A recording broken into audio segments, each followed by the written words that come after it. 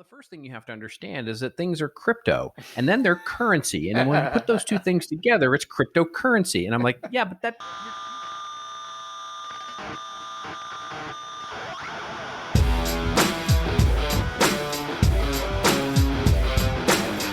Hello and welcome to episode 73 of Rockstar CMO FM. The M is for marketing and the F is for, well, you decide. As you're probably wondering, does the world need another effing marketing podcast?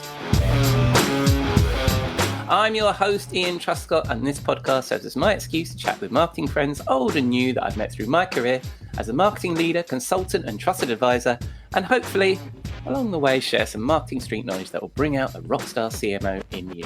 Come and say hello. We are Rockstar CMO on Twitter and LinkedIn. This episode was recorded on Friday the 30th of July. I hope you've had a good week and you're well, safe, and staying as sane as you feel you need to be. Another packed episode this week. Jeff Clark and I continue to chat about planning. I think you'll enjoy this week's guest, as I had the pleasure to chat with Kirsten Allegri Williams, the CMO of Optimizely, and we wind down the week with Robert Rose in the Rockstar CMO virtual bar. Right, let's get started, shall we?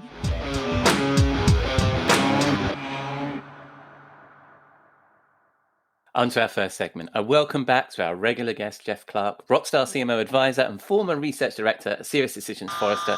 And this week, we continue to chat about planning.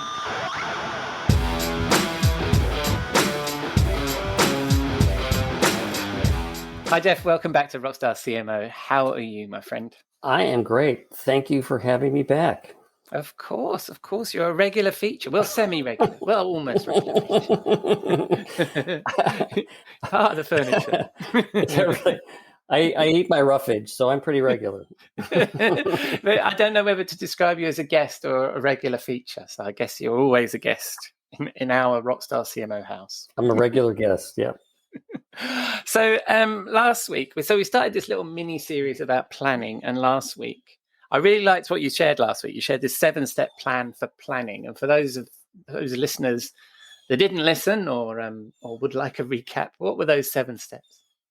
Sure, and they can listen to it in detail going back to the previous week's episode. But there, just real briefly, the steps were, 1, aligning your marketing with sales, product, the goals of other revenue driving functions. So you want to make sure that you're all in alignment on whatever marketing's role in supporting business goals. And then you want to, at least the best practice would be to segment your marketing plan by how the company or the business, the organization is looking at its revenue driving functions. So if it looks at it from a, industry segment perspective or a small, medium, large enterprise business perspective, or however the business is measured, it's best to align your marketing plans with that and be able to really understand what is marketing's contribution to that. So I'm setting goals for marketing that are going to contribute to the company reaching revenue goals in those segments. And then 4th is to go through the exercise, which I think I wanted to do an offshoot of this part today, which is aligning your campaign plans with those marketing goals. They don't all, in the revenue segments, they don't always jive nicely. And so that's something to have as an exercise. And then 5th is determine the key actions that you're doing to adjust from year to year. What are the things you need to do that are new? What are the things you need to do where you need some work to adjust? What are you not going to do? What are you explicitly saying? We're not doing those things anymore because they don't fit in the plan. List your risks and dependencies. So, I'm going to hit these goals as long as I get whatever funding, staffing, people make decisions. Some other group decides that how they're structuring, sales decides how it's structuring sales in a way that aligns with our overall goals, then that's going to be a dependency for us. And then lastly, which you could say it's a 7th element, or it's just the summation of the previous 6, is to try to summarize this all on a piece of paper, a slide, whatever it is, something short so that you have an easily editable, updatable and socializable document that you both share with your team. If you're the CMO or the head of marketing strategy, and you can share it with the rest of the team, and have the team contribute to it and build their plans based on that, and also share it with your your colleagues in the other functions. It's like, you can go to the head of sales and say, here's the summary of marketing plan. Yeah. You agree with it at a high level. Right. So and I enjoyed that conversation. Those are the 7 steps. And then you just mentioned, you gave away where you're going to go this time around then, Jeff. So we're going to look at the campaign plan. So right in the middle at step 3. So what's well, I mean, what's your view?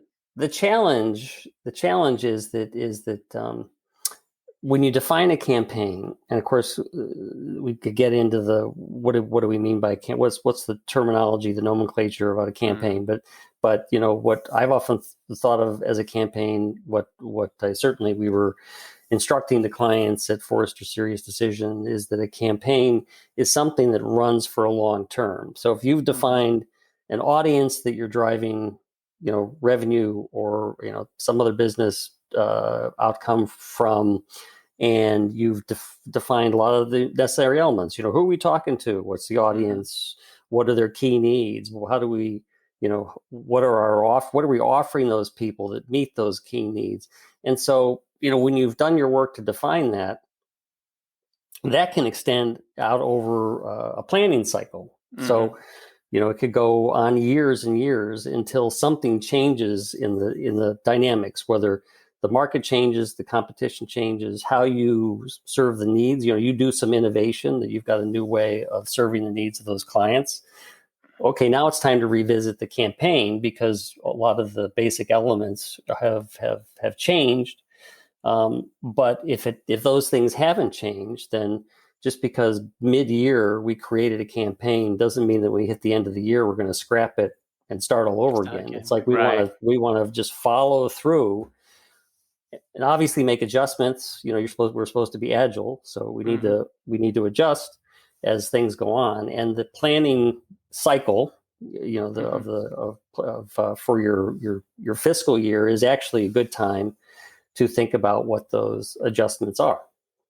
So when you're saying about a long-term campaign, really it sounds like once you've got that plan in place, and you understand who you're going to target and what the activities are going to be, all you're then doing from that point on is planning, especially in an agile way. You're just planning the next thing that's going to be an iteration of what you're already doing.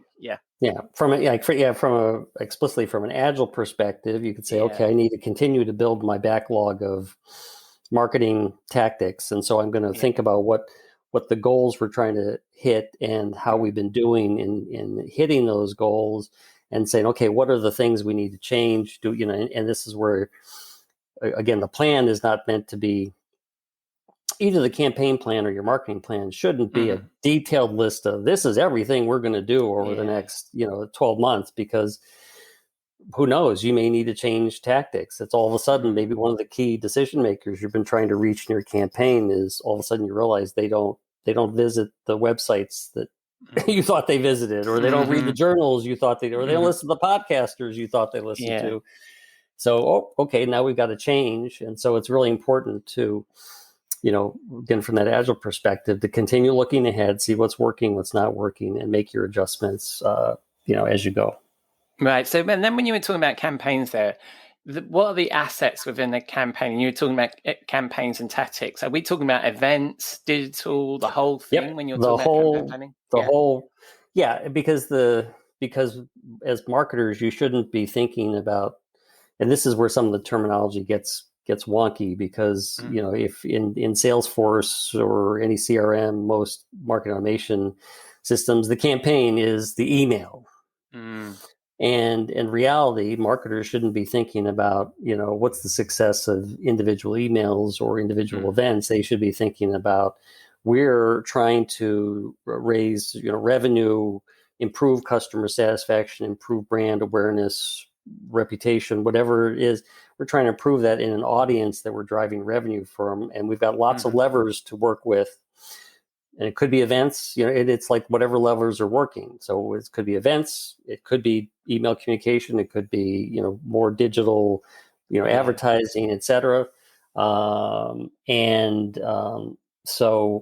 you want to think about the whole as a campaign and not just the individual tactical pieces. So who's responsible for that in the businesses that you've consulted with? Because I've seen a lot of marketing teams that are incredibly siloed from that perspective. So you'll have somebody who does events, and they're on, I mean, I keep talking about hamster wheels, but they're on the hamster wheel of events, aren't they? We're going to do the, I don't know, Gartner Symposium, the Forrester, this, that, and the other thing, the content marketing world, whatever it is that they're into.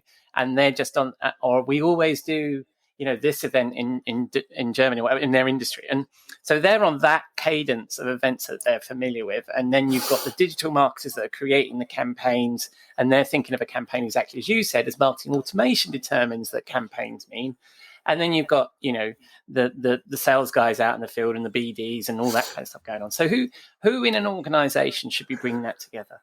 Well, so where it has worked best is where there's, and you're exactly right, is in that so much of marketing is driven from a functional perspective. There's a head of events, there's a head of digital, there's a head of, whatever, marketing operations, field marketing, yada yada, and they tend to think within the context of their silo. But the organizations that have done this well is where they have somebody who has purview over all of those functions, and from the perspective of the campaign. So there was one company I worked with that was, so the company is actually out of the U.S., but they had people throughout the world, and the person who was running, who was sort of managing the campaign team, was in Ireland, and they had campaign managers in various countries that had a global focus. And so what they need to do, all the work, a lot of the prep work that, I'll touch on a little bit, that helps organize how the campaign should operate globally, and then work with all the different teams who are putting their pieces together, from the maybe the corporate digital teams and events teams, all the way down to the regional teams. And it is a complex it's a complex function to manage. And what was interesting is that the people who were doing this, I mean, they could sit within literally a global campaign team. So, somebody who's a director of global campaigns, and they've got a couple people working for them focused on each of the individual campaigns. Or they could sit in marketing operations, if marketing operations had that kind of global coordination function, or they could sit in the digital team, or they could sit in field marketing, because there might be a substantial global field marketing organization. And so the people who are doing global campaign coordination are sitting there. So, but wherever they sit, their job is to work cross-functionally, and even across the sales, et cetera. But so if you've got a team of campaign managers, are they then aligned with those segments you talked about industry, product segments? How do you then split that function out? Yeah, that's the matrix exercise that you have to go through, which is, so if my my sales team and the rest of the business is thinking, enterprise, mid-market, small, medium-sized business, I may have a campaign that, and maybe I have a differentiated product set, but it's not that differentiated. And so I may have a campaign that actually can work across enterprise, medium, and small business. But then I may have a unique product for small businesses that is different with a different decision maker, or maybe my decision makers are different as I get to smaller organizations.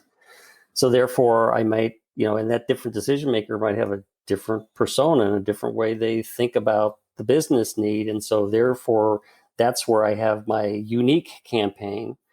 And when you get into, large organizations, just thinking B2B, even large organizations, like a SAP or an IBM or a Microsoft or whatever, then it gets extremely complicated to figure out how am I orchestrating global campaigns because I've got lots of different products and lots of different audiences to deal with. And it's not impossible to do, but it is one of those exercises that, in order to have marketing work most effectively in the way it's addressing its customer base and its prospect base, you need to go through that exercise. Right, and split that out. So that's how. So you're advocate. So you have, are they called campaign managers or campaign folks? Global so you've got these campaign manager. folks. Yeah. So you've got somebody who's responsible for the campaigns. You're running these things across function, events, digital, and all that kind of stuff. And then you're structuring that team and those folks around the segments, assuming there's differentiation between the segments in terms of the personas and stuff they're trying to address. Yep. Right. Okay. So and then then the thing is that then this is where from the planning. So if marketing has done its good job in developing the plan with the 7 elements we talked about before, then the campaign manager needs to think about, okay, in the context of my campaign, I need to understand, okay, what are the business goals this campaign is designed to impact? So now I'm sort of extracting from the larger business goals to the marketing goals to, well, okay, what are the goals of the campaign? So is this campaign going to be awareness builder because we're entering a new market? We're doing something new. Is this purely just a demand generation, or is this something about improving customer satisfaction because we've got an existing customer base we need to retain revenue from? And then once I understand my goals, I need to look at my target audience. And again, if I'm creating it new, it's a little bit different than if I'm just updating. But if I'm creating this new, I need to think about, okay, what is the audience I'm going to target with my marketing dollars or euros or pounds, whatever the investment is. Who am I going to target? Because I may be selling a product that has 6 different decision makers.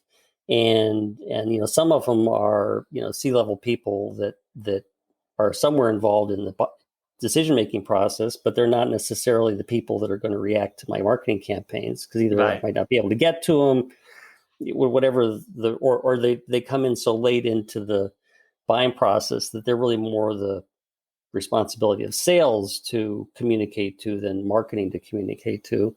So I prioritize the audiences that I'm going to focus on with my marketing activities, and I'm going to select, which is part of select the personas within this audience that I want to target, and then isolate on the buying needs of those people, because now all my messaging, my content, my messaging in terms of the themes of the campaign are all around trying to connect on that buying need.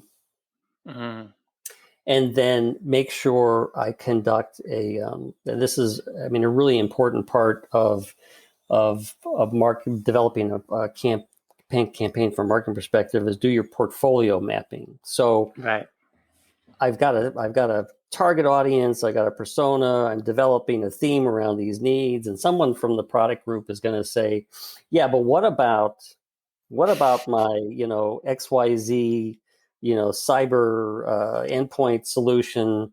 And somebody needs to be talking about that. And it's like, well, that's part of the campaign, but that's not what's going to grab the attention of the buyer. In some cases, going very product oriented may make sense, but typically when you think about these larger campaigns, the product, when you start talking about the product and the features, are a little further down in the messaging hierarchy, if you will.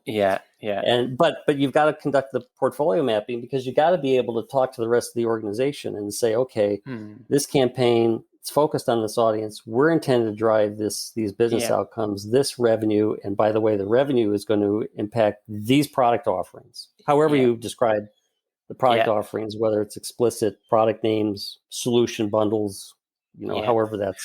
I've put stuff together where I've talked about product proof points.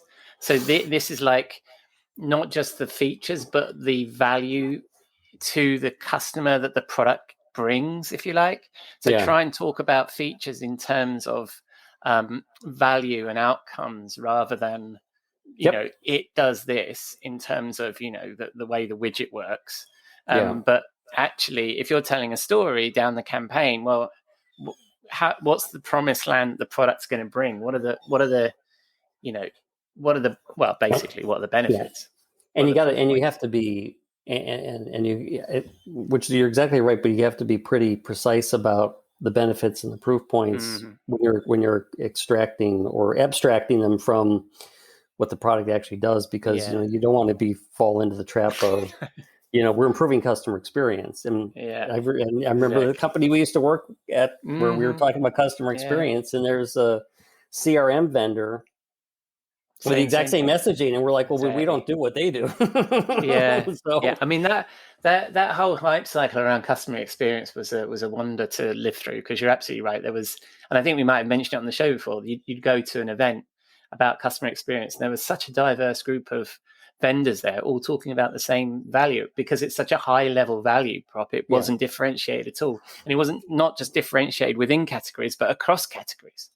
Exactly. And then the last part of this is, once you understand, you do the product or the portfolio mapping, is to understand the routes to market. And I think I kind of inferred this earlier, where it's like, if one of the reasons to reevaluate your campaigns is because who you're trying to catch the attention of, where you find them, what sometimes we would call their watering holes, what message is going to work, those change. And so your routes to market to actually make your campaign successful certainly may change from year to year.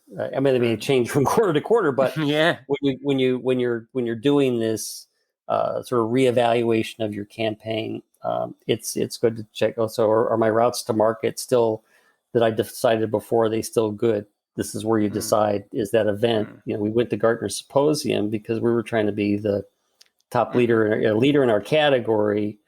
We found out being a leader in the category was not so important with the clients. So therefore we need to do something different. Nothing against Gartner Symposium, because it's a great event, but now we need to do something different with that $300,000 that we spent last time we were over there. No, that's splendid. Which is not an inflated figure. No. It could be more.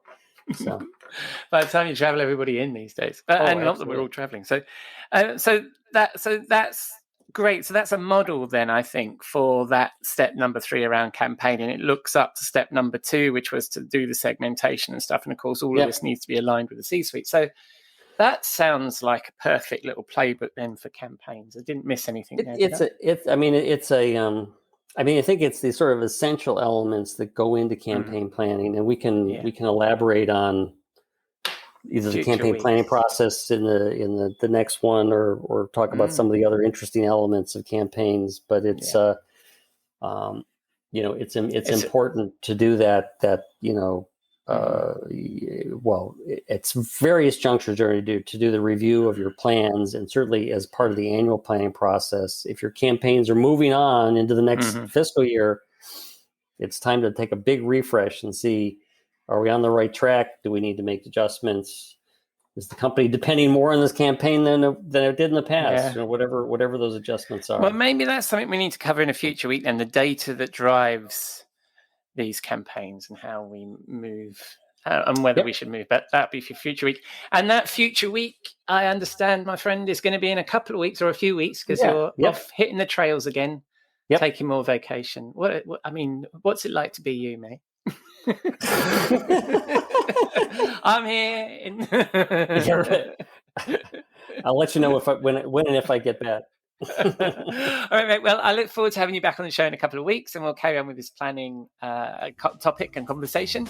And for people that want to spin the dial on the interwebs and find you, Jeff, where are they going to find you? Certainly on LinkedIn, as well as Rockstar CMO under the advisory tab.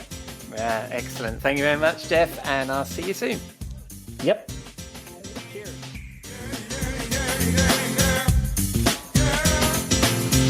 Thank you, Jeff. I did promise him more XTC and making plans for Nigel, but I made an executive producer decision, and this is Diana Brown and Barry K. Sharp and their track, The Masterplan. As you heard, Jeff is back off in his travels, so back with us in a couple of weeks. Moving on down the tracks, and I wanna see you moving, ain't never looking back. So young and wild and beautiful, so young and wild and free. You got a whole lot of love, and so express yourself to me. You gotta use me, you gotta show me, you gotta tell me. Tell me, baby. Tell me, yeah, what your loving means to me. I'm a part of your Masterplan, yeah. So beautiful and On to our guest this week. Kirsten Allegri Williams is Chief Marketing Officer for Optimizely, a modern digital experience platform that helps you unlock your digital potential. As Optimizely Chief Marketing Officer, Kirsten leads global marketing, communications, and sales development. Prior to Optimizely, Kirsten was the CMO for SAP SuccessFactors, the world's leading provider of technology solutions for human resources, and her career has included rebranding and relaunching the digital presence of Ariba, another of SAP's global software businesses, and led partnerships with the United Nations to help businesses everywhere forge sustainable supply chains.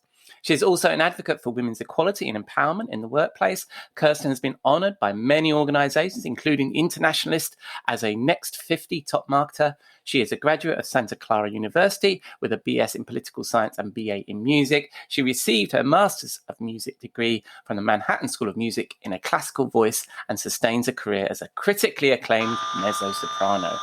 I think you're going to enjoy this conversation.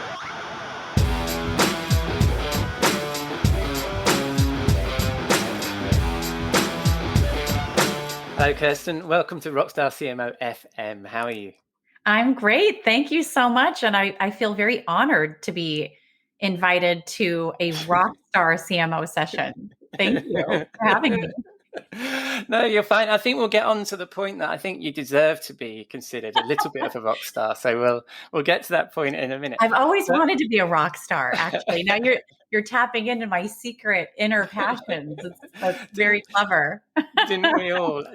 And I think so many of the people I speak to wanted to be rock stars, and I think marketing was the closest we got. So I think that's a good point. Anyway, so Kirsten, obviously I did a little intro of you before we press record, but just tell us a little bit about yourself, what your role is at the moment. Thank you. So I am Kirsten Allegri Williams. I'm the Chief Marketing Officer at Optimizely, and we help brands make sophisticated digital experiences simple. It's been about a year since I joined the company from the former Episerver. Mm-hmm. Well, tell us a little bit about that, because I'm really interested in that story, because I know Episerver really well. I've been in the CMS industry for too long. And so, and I've worked with Episerver, and actually when I was at McCann, we had a client there that loved the product. And I'm not saying it just because you're on the show, but they love the product. And I thought it was a really interesting move, because you guys acquired Optimizely, right? And Correct. then you decided to rebrand. And as a CMO, what was that process? What made you make that decision? Yes, it's been a fascinating year. Mm-hmm. I joined Episerver about a year ago, and in the middle of the pandemic, which that in itself is another story. We'll have to rewind on another chat. But the brief when I joined the company was always that we had a great portfolio of products, leadership in content management with Episerver, but very little awareness and consideration of our portfolio, and specifically in growth markets, beyond where our base was or is in Europe. We wanted to be on a fast growth trajectory for the company. And so, looking at what we were going to do, what strategies we're going to put in place in order to really grow the brand awareness and overall purchase consideration of our portfolio. On my first day at the company, we started our due diligence on the acquisition of Optimizely.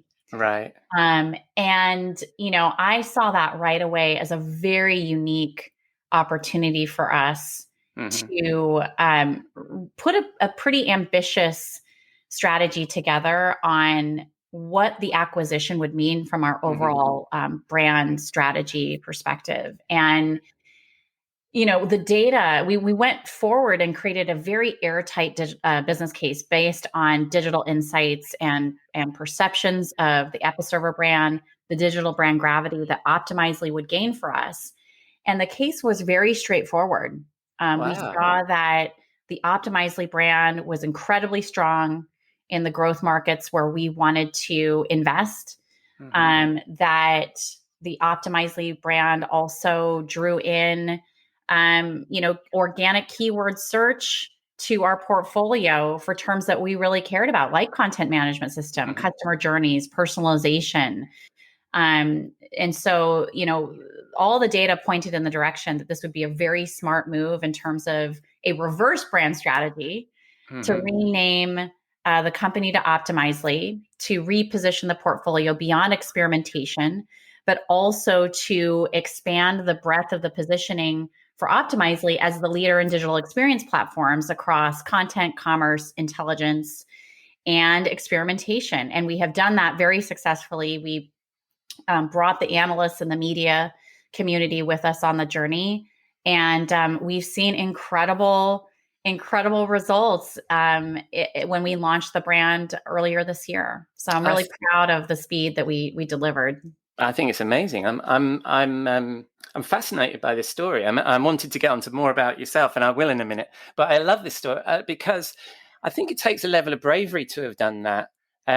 Because people get so emotionally attached to the brand that they work for and stuff. And I've been through a number of acquisitions, and I've seen organizations where you show up and you think, or you look up somebody's website and you can see that an acquisition has happened, but they're not quite dropping the old name and they're keeping their hedging.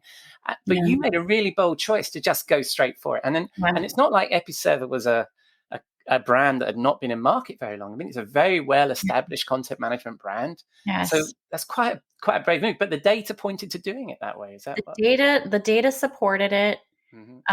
We recognized that this is a new era of digital experience technology that is needed to where we can help brands move from a place of reacting to consumer demands and actually move into a place where we can help businesses digitally adapt and do it faster in a way that ultimately delivers that seamless customer experience that we all desire and the outcomes of sustainable business growth, which are required in our field.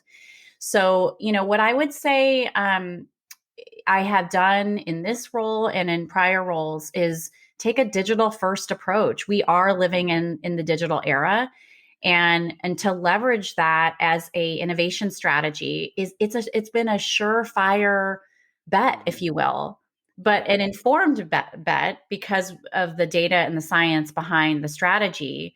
I would, as other CMOs are listening, really think about that digital strategy and what it means for the brand and growth ambitions for the company. If I had waited, Ian, even one more quarter to develop that business case. So bear in mind that business case was developed within 3 months of my tenure at the company. We had to get board approval on that direction. And once we made the decision, we brought our employees along the journey.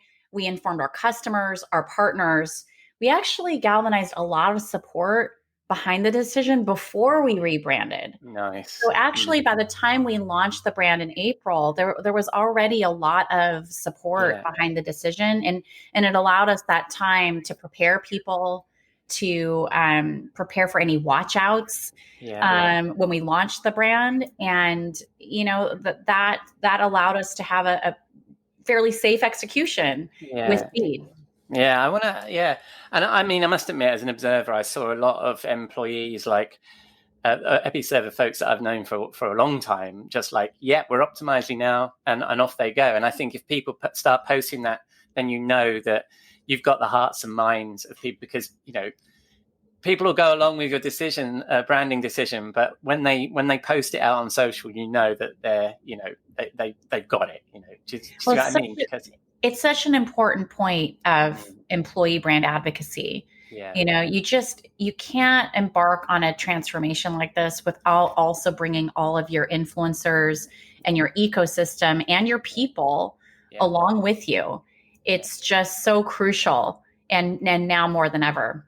Yeah. No, well, nicely done and nicely pivoted there, because I think that what I'm hearing from that is that you chose the brand that was relevant to what you saw as a change happening in the market, and then using the data managed to make that transition. And I think so often that sort of acquisition anxiety is more driven by people's anxiety within the organization, and people don't take that outside in view. It's people love their brands internally and they hang on, and you have these cultural issues. Unless you handle all those things and deal with it at the time of the acquisition, that can just fester. And so I think it sounds like you've done a great job. Well, and you know, we talked before the show a little bit, Ian, about the pandemic and you know, what role that played in the decision making and the strategy of how we implemented. I mean, bear in mind, we embarked on this brand transformation without me meeting anyone. Wow. In the company. I knew the CEO. We had worked together before, which is how I joined the company.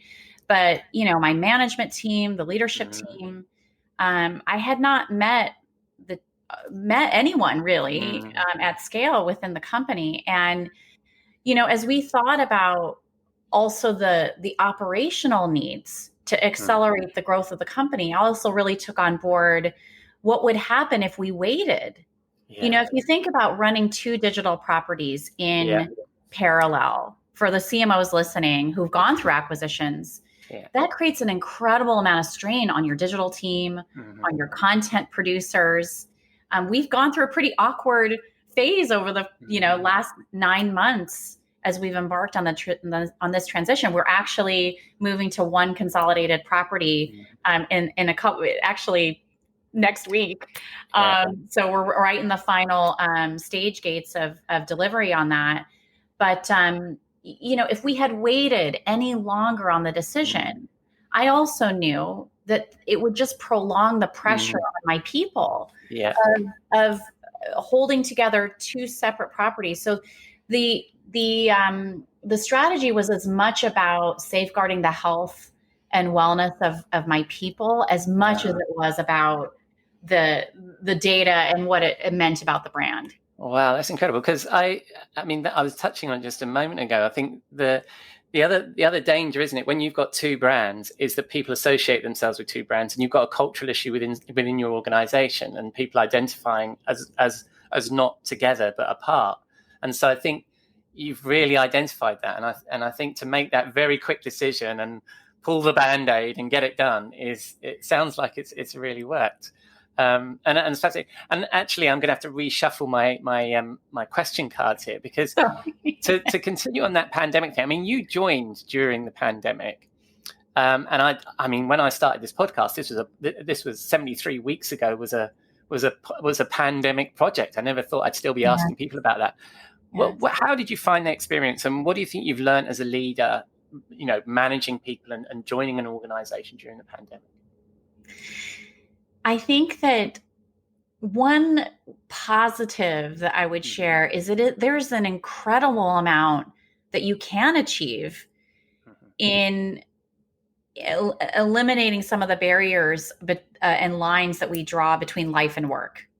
Right. I think that giving people exposure and insight into your home and into your daily lives, I think that that's something that I don't want to lose as things start hopefully opening up. I want to bring those barriers down to where we don't have to create those boundaries, and that there's empathy and deep understanding of what is needed in this digital age, and flexibility is paramount. I can tell you one story that during the acquisition period with Optimizely, and an employee actually shared this story with me.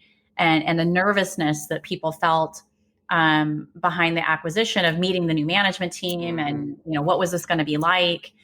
And in one of our all hands sessions, this was around Thanksgiving in the US last year. So November, we were about a month into it was probably just after the acquisition closed.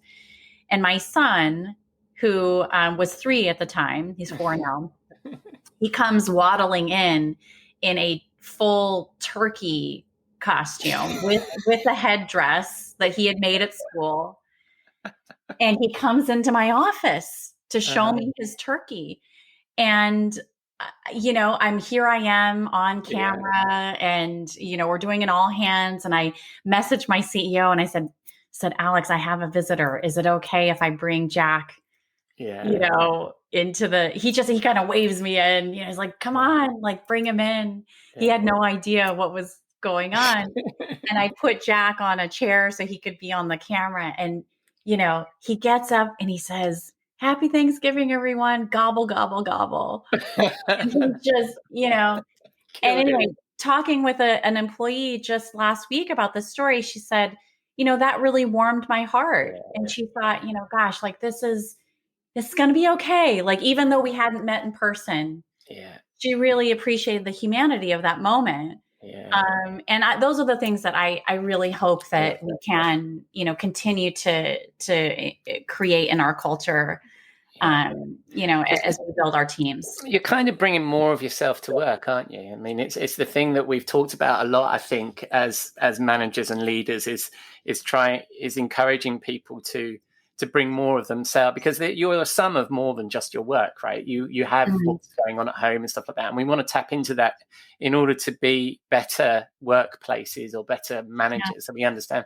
And I think we're now more exposed to more of our life. I mean, it's had a bit of a different effect, hasn't it, in that people are having problems with making that separation from work and home, and they're working longer hours and stuff like that.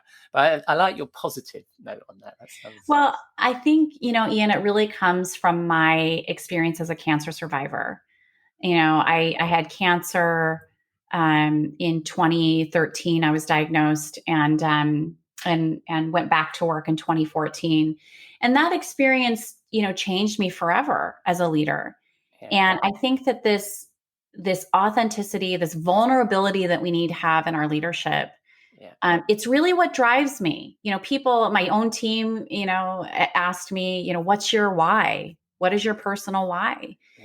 And, I really believe in safeguarding the health and wellness of all of us, because at the end of the day, that's what we have. And it's our relationships that we have with our family, our friends, our coworkers, our communities. I mean, this is really what matters most. And so if I can ensure that, through our technology and the impact we can make, through the way we lead our teams and engage people, if we can help save people time, if we can help people do their jobs better and have a fulfilled, life of love and happiness, that's what I wish in the world more than anything. And I'm so driven on that mission in everything that I do. I love it. And I had no idea. So that's really interesting.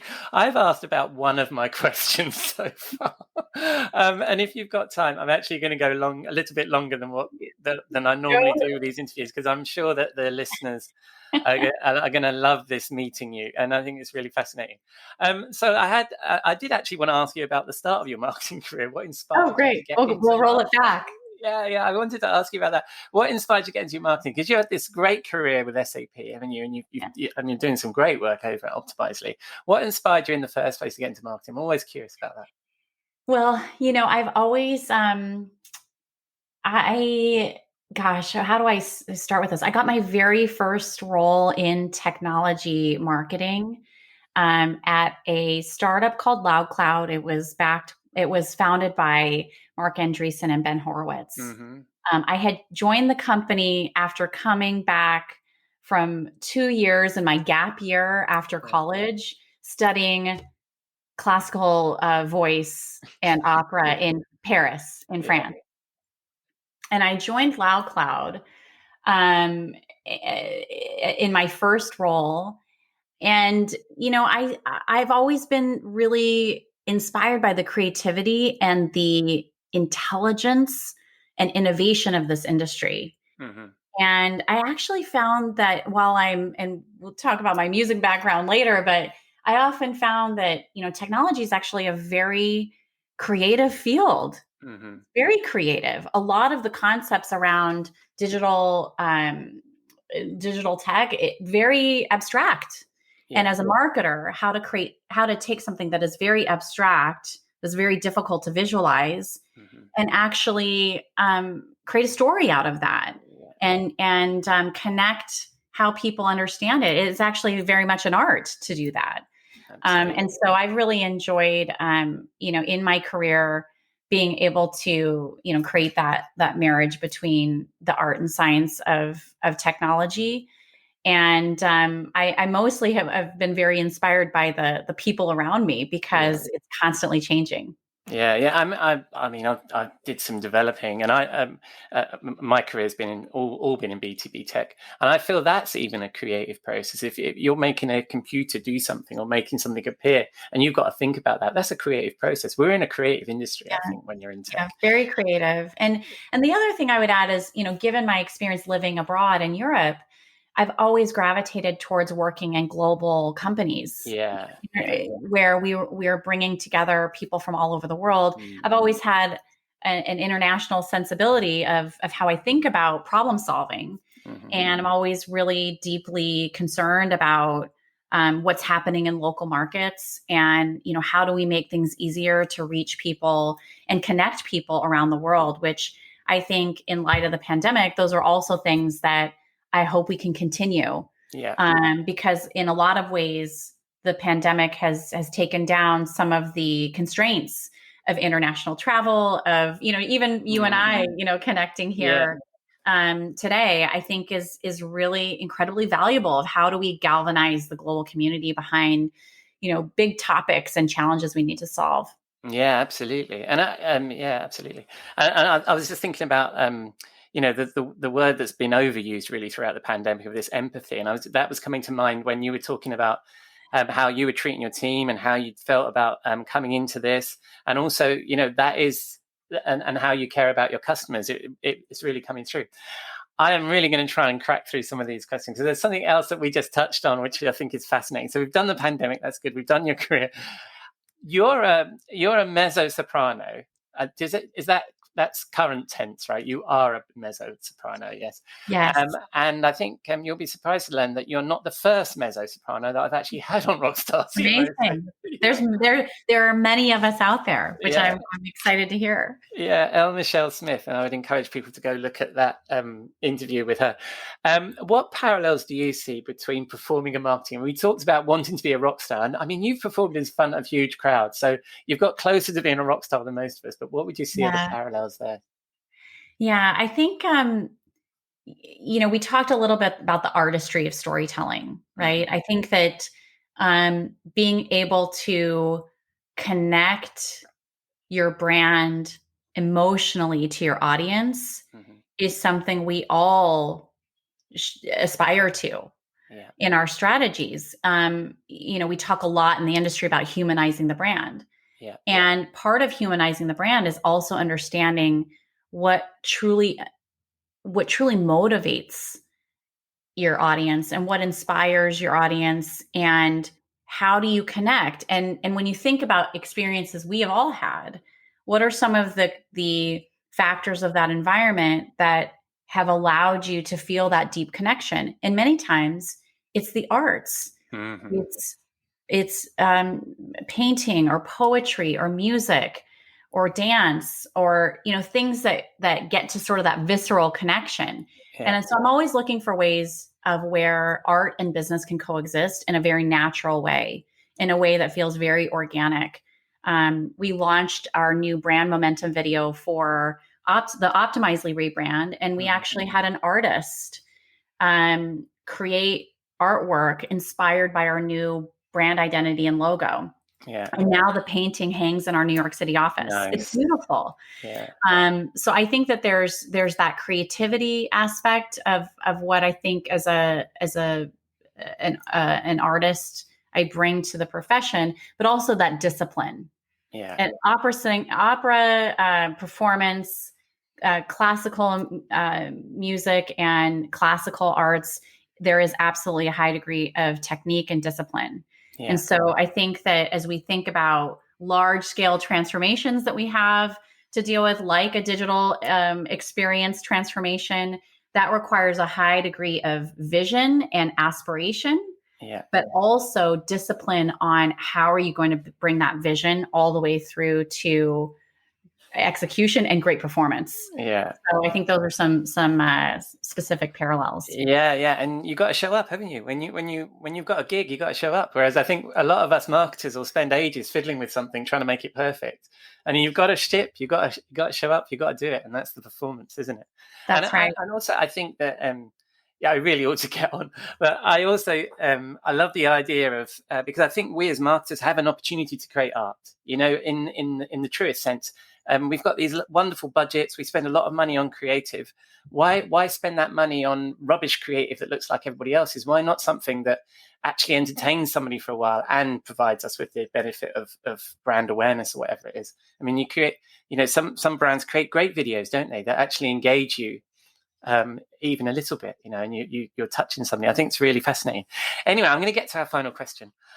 We have a regular feature on the Rockstar CMO, the Rockstar CMO swimming pool, our portal to hell for all the overhyped trends, BS and snake oil that seem to plague this profession we love.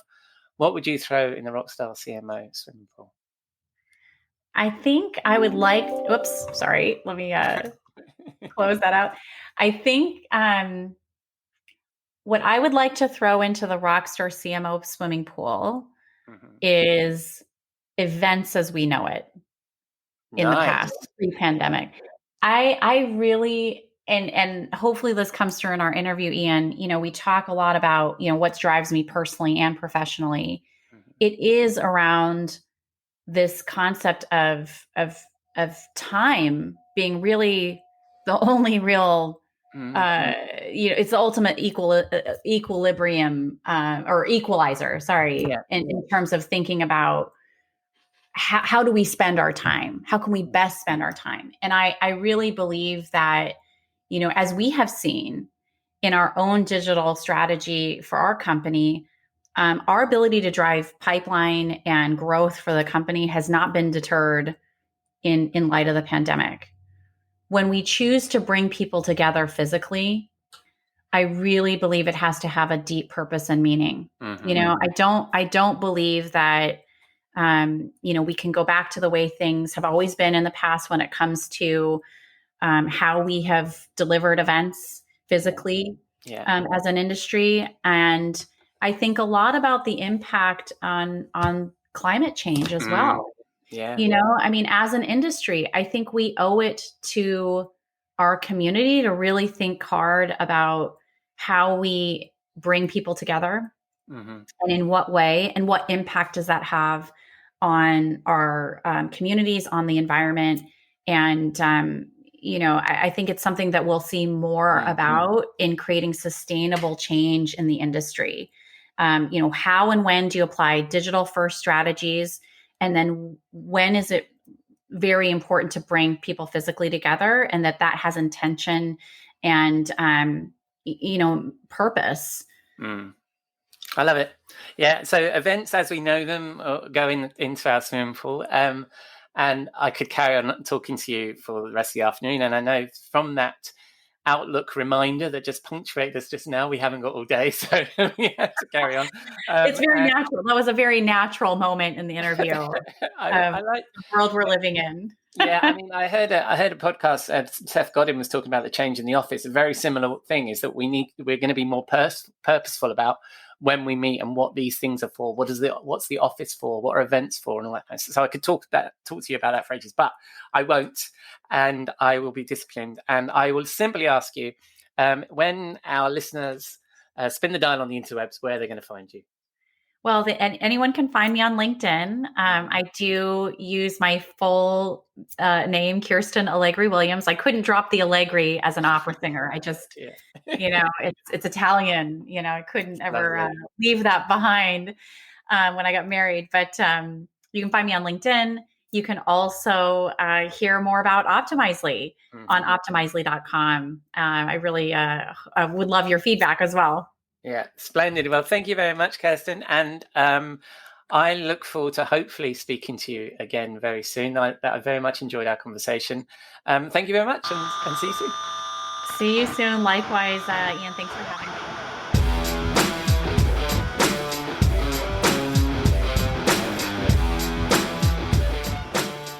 Thank you, Kirsten. Went a little bit long there, and I'm glad Kirsten was able to indulge me for a little bit of extra time. A really good insight into an acquisition and a fascinating conversation with a talented marketing leader. I will, of course, include all her links in the show notes. Right, it's that time of the week. It's Friday evening, time to wind down and join my friend and content marketing guru, Robert Rose, in the Rockstar CMO virtual bar.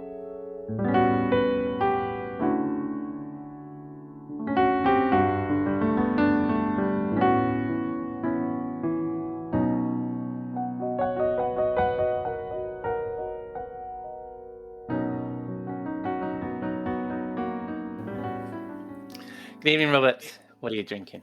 Oh, hello, my friend. It's good to be with you. End of the week and all of that, and I'm tempted to crawl out of my little crawl space here and make all kinds of noise, but I'll maybe withhold that this week. Luckily, the bar is quiet this week, and there's no. Yes, indeed. See, that's not the way you're supposed to do improv. The improv is supposed to be yes and. You're supposed to keep it going, but you've shut that down rather well. I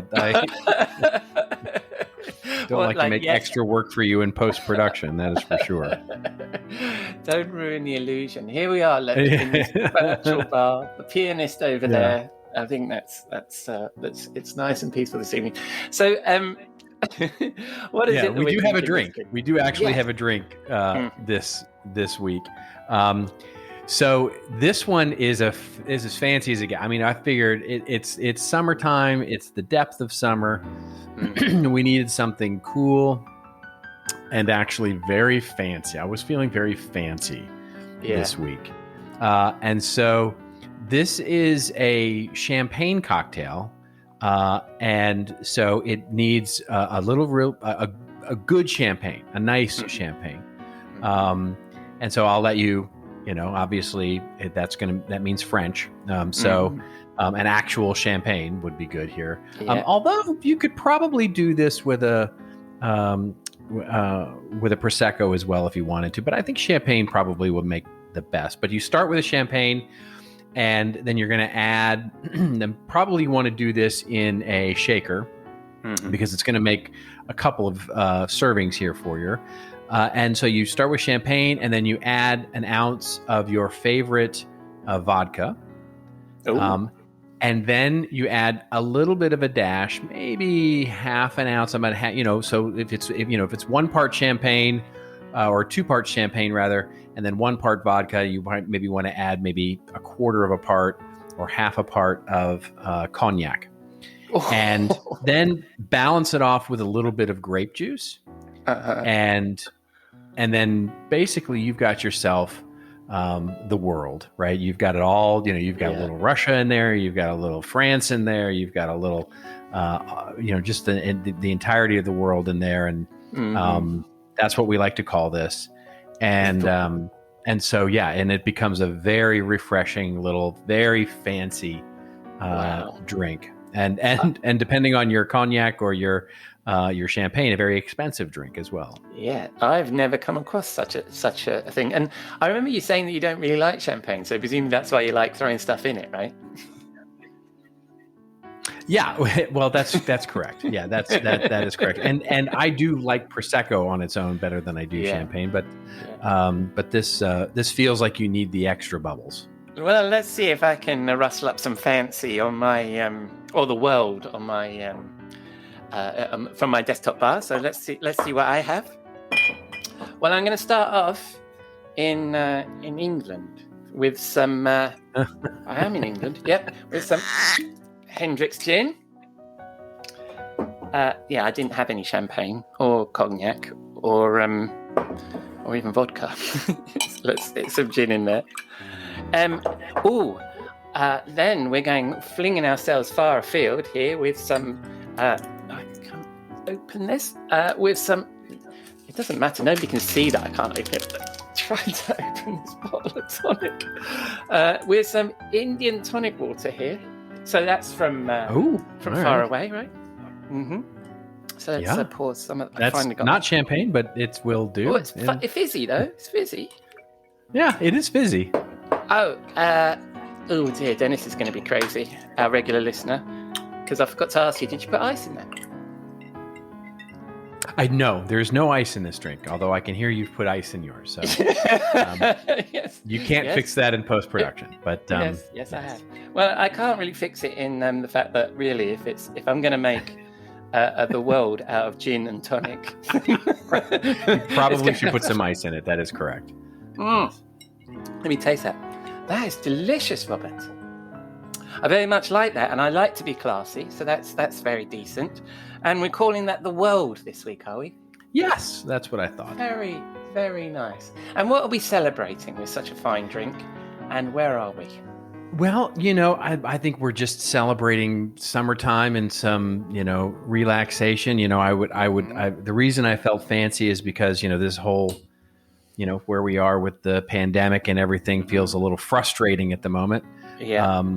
And so I thought, it's time to sort of step things up a little bit and be a little, sort of, let's bring in the future a little bit. Mm-hmm. Let's bring in the new. And so it's a little bit of a New Year's celebration, I guess, in the middle of summer. And, I think for where we are, I think we have to look to what I think is probably the fanciest city that I know of. I mean, Paris ranks right up there, of course, in terms of fancy cities.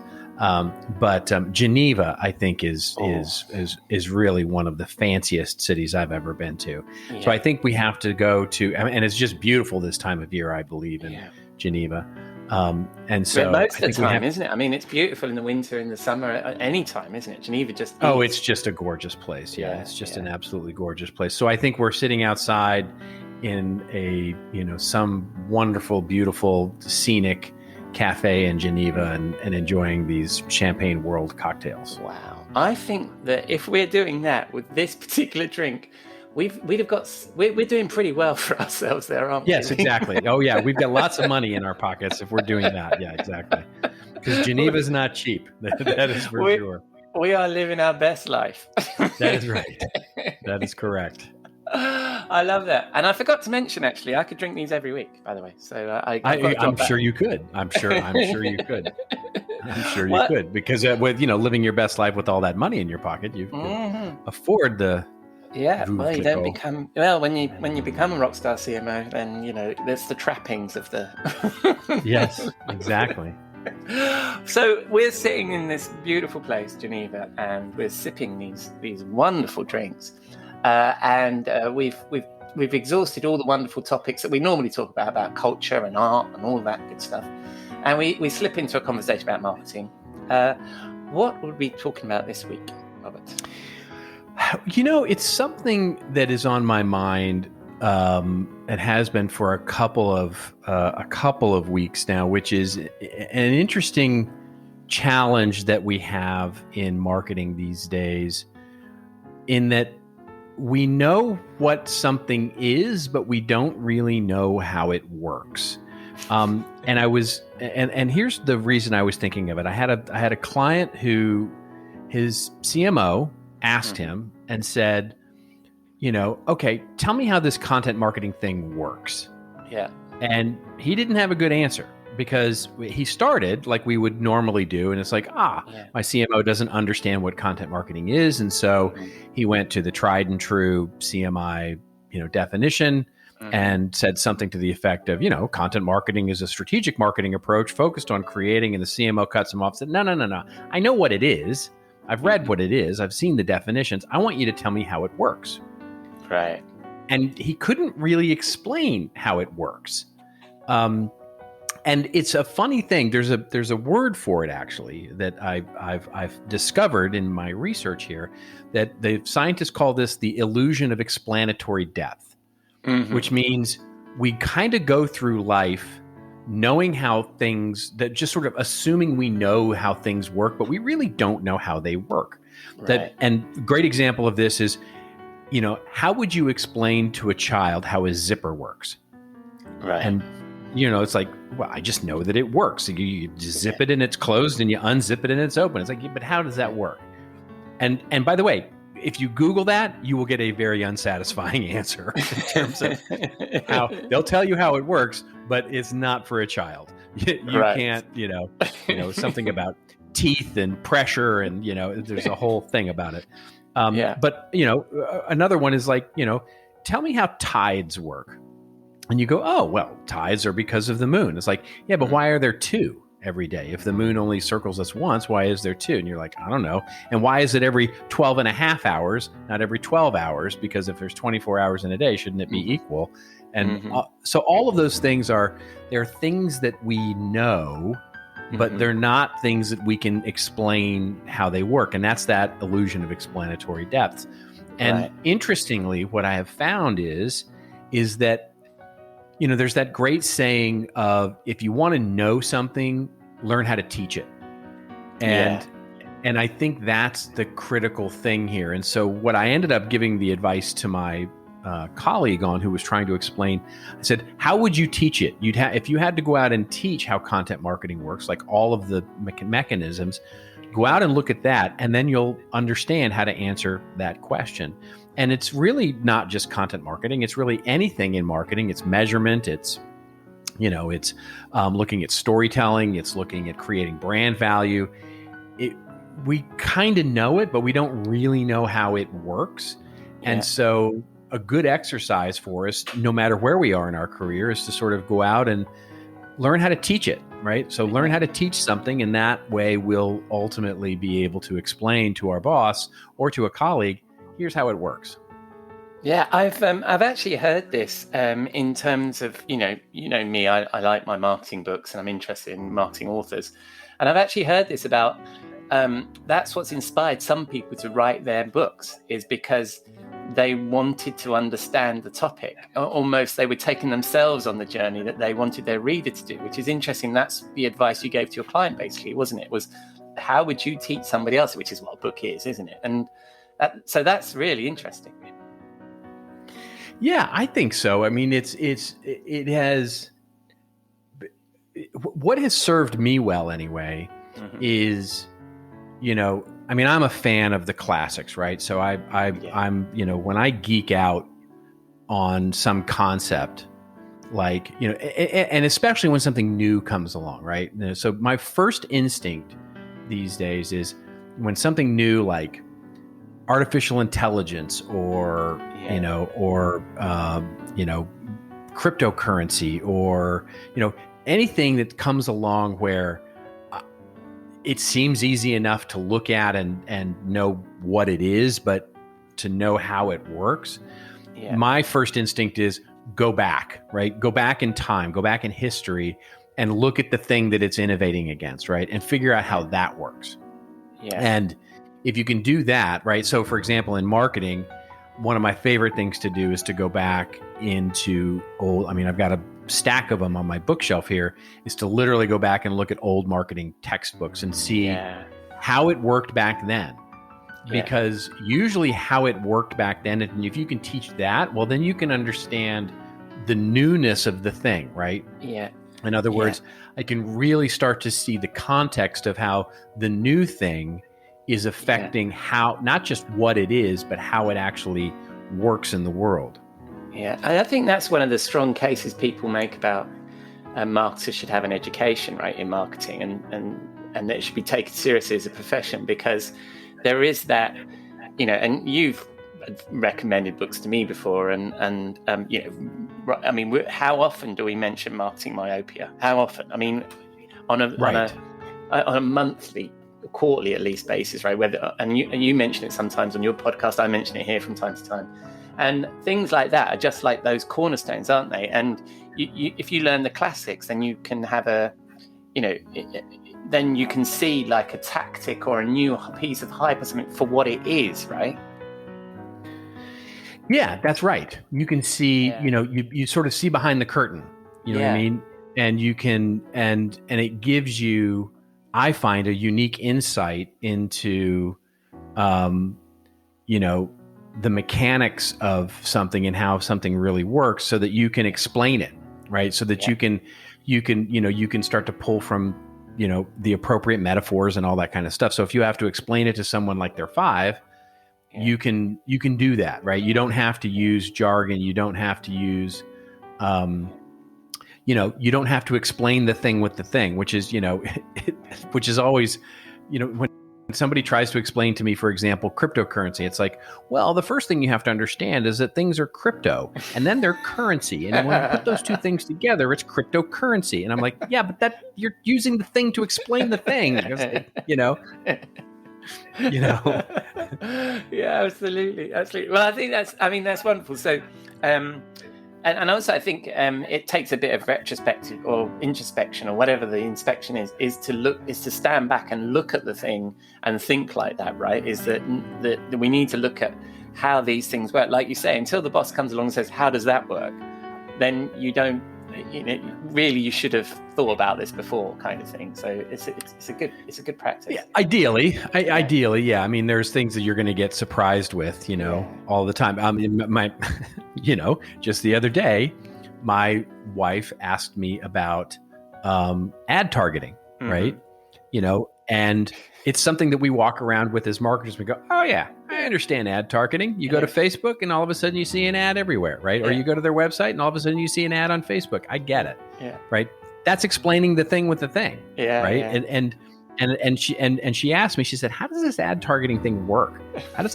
What happens? And I'm like, you see, there's a thing called a cookie. And she's like, no, you lost me. Yeah. And I'm like, okay, but there's and trying to explain the thing without using the thing it was really hard. And I realized that I didn't really understand how it all worked. Yeah.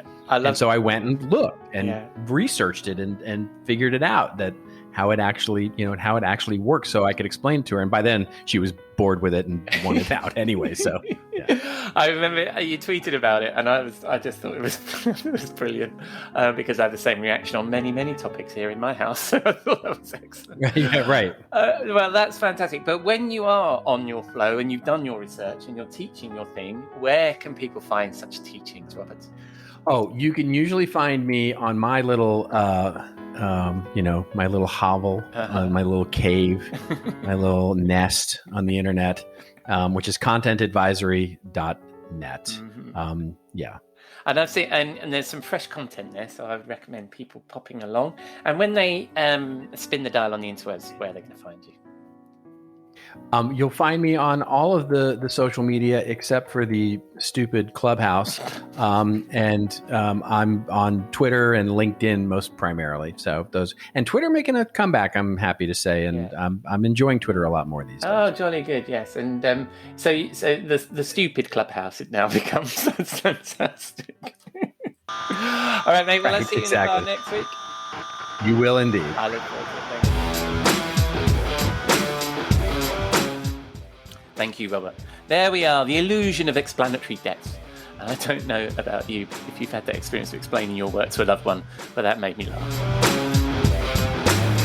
So that's a wrap on episode 73 of the Rockstar CMO Effing Marketing Podcast. Thanks again to Jeff, Kirsten, and Robert. I really appreciate their time and for them to share with us their insights. So please check out their work. You can find all their details in the show notes in your favourite podcatcher and at rockstarcmo.fm, where you can find all our previous episodes.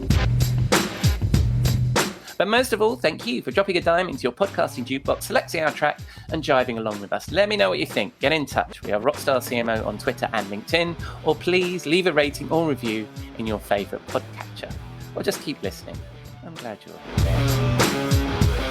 Next week, I chat about SEO with Steve Weidman, founder of the Weidman Consulting Group. As Jeff is away, I'll share a marketing thought, and I'll no doubt find Robert Rose, the Rockstar CMO virtual bar.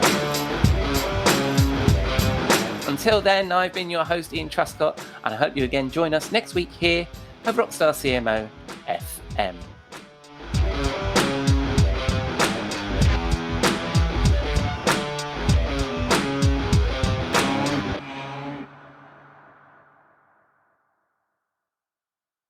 You may know you're listening to this show along the Marketing Podcast Network, but did you know there are other great shows on MPN to help your business? Christy Heiler hosts a fantastic podcast called Own It. Christy, tell us more about the show. Own It is all about celebrating women and non-binary advertising agency owners. We talk about buying out of the Boys Club of Advertising because less than 1% of ad agencies are owned by women. And where can people subscribe? You can find the podcast at untilyouownit.com. We're also on the Marketing Podcast Network at marketingpodcast.net. And of course, you can subscribe wherever you get your podcasts. You heard her. Go subscribe. This podcast is heard along the Marketing Podcast Network. For more great marketing podcasts, visit marketingpodcasts.net.